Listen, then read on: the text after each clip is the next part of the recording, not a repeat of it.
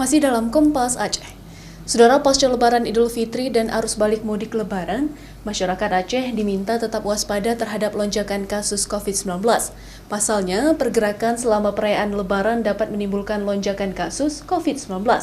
Antisipasi peningkatan kasus tersebut adalah dengan tetap menjalankan protokol kesehatan secara ketat.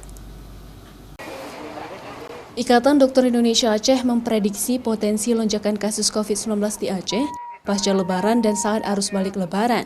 Hal tersebut terlihat sejak adanya peningkatan kasus sejak awal April lalu di Aceh.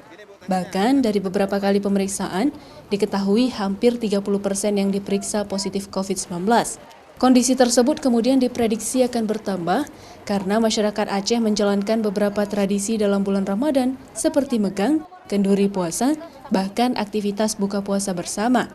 Dan terkait dengan Lebaran di mana masyarakat menjalankan tradisi mudik dengan berlebaran bersama keluarga di kampung halaman. Ketua di Aceh, Dr. Safrizal Rahman menilai, kebijakan dilarang mudik dengan menutup perbatasan dan antar kabupaten kota di Aceh sudah sangat tepat untuk antisipasi lonjakan kasus COVID-19 yang ada di Aceh. Memang kita dalam kondisi yang luar biasa peningkatan dari kasus, artinya persentasi peningkatan kasus kita dari sebelumnya itu sangat tinggi. Nah, bahkan dari hasil pemeriksaan beberapa kali itu sampai mencapai 30% yang diperiksa itu positif. Untuk itu maka semua pihak sebenarnya harus waspada, tidak hanya sebatas pemerintah, tidak hanya sebatas insan kesehatan, tetapi juga seluruh masyarakat harus bersama-sama mau berpartisipasi untuk menegakkan protokol kesehatan. Karena COVID bisa kita cegah, bisa kita hambat dengan protokol kesehatan.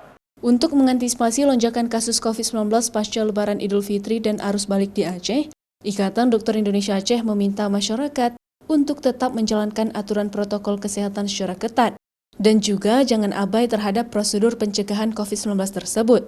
Tetap menggunakan masker, menjaga jarak, tidak berkerumun, dan tetap mematuhi anjuran pemerintah untuk memutus mata rantai penyebaran COVID-19 yang ada di Aceh. Mustajab, Kompas TV, Banda Aceh.